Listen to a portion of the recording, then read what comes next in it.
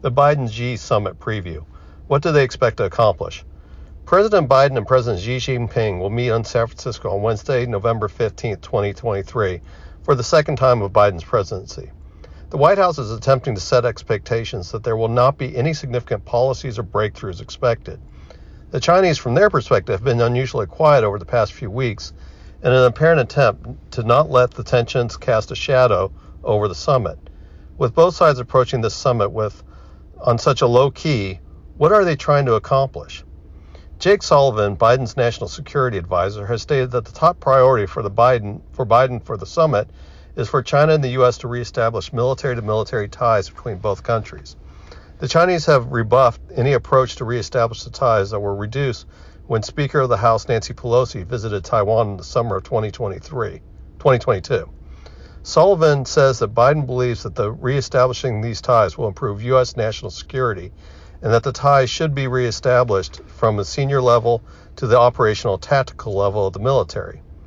The other items on the U.S. list are to assure China that the U.S. is not trying to decouple from the Chinese economy, and economic protectionism to develop the microchip production in the U.S. is not meant to threaten China. The other issues include the Ukraine war, the Israeli-Hamas war, fentanyl production, Taiwan, human rights, fair trade, and AI. The length of the two leaders' meetings has not been determined, so the primary conversation will be the military ties and assuring the Chinese that the U.S. is not trying to hurt the Chinese economically.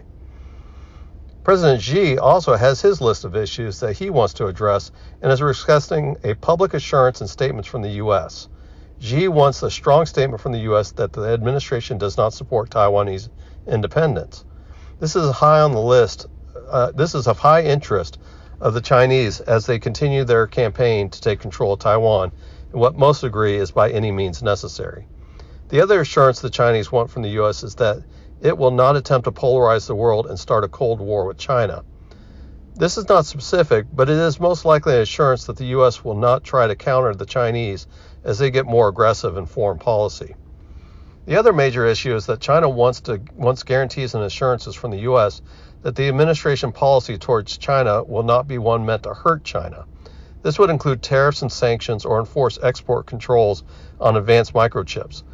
This would incorporate not interfering in how China manages its arrangements with foreign companies operating in China, which is also related to decoupling. The Chinese are concerned because they experienced a foreign direct investment deficit in the first half of 2023, which indicates that foreign companies are not as attracted to China as in the past. The primary U.S. goals are specific, and it's not asking for China to make significant commitments to U.S. requests. The Chinese, on the other hand, are asking for statements and assurances of what it wants from the U.S. The nature of the tone is stark between the two sides. The Biden administration is asking for Chinese to accept U.S. assurances and to establish military ties, which outside of at senior high level, do not seem to help the U.S. national security. The Chinese are wanting public agreements to its goals to shape U.S. policy to meet Chinese views. It wants public statements from the U.S. about accepting Chinese policy on Taiwan and to assure the world that it will not suppress Chinese economic activity. Economic activity can take many forms, from displacing the petrodollar to the Belt and Road Initiative. The Biden administration wants cooperation, and China wants diplomatic compliance from the U.S.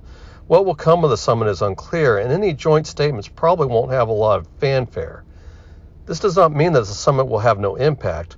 A politically weak Biden needs a foreign policy win, and how much he will give to accept the Chinese request to get that win will be something to watch for immediately after the summit and the weeks to follow.